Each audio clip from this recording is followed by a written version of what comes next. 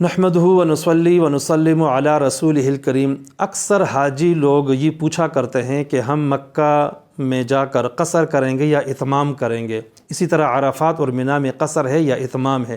اسی طرح یہ سوال بھی کیا جاتا ہے کہ جو حج کے لیے گیا ہے، تمتع اور قران کر رہا ہے، وہاں کی قربانی تو کرے گا، کیا یہاں جو پاکستان میں قربانی ہر سال صاحب حیثیت کرتا ہے وہ بھی واجب ہے یا نہیں؟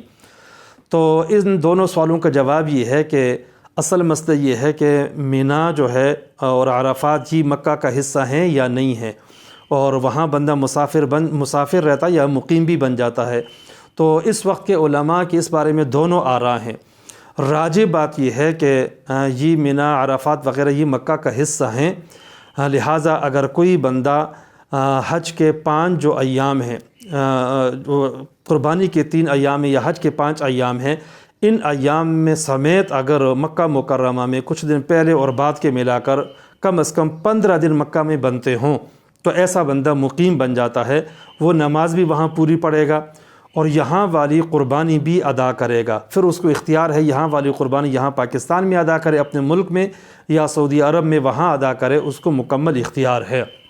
کیونکہ مقیم بندے پہ صاحب حیثیت پہ قربانی واجب ہوتی ہے۔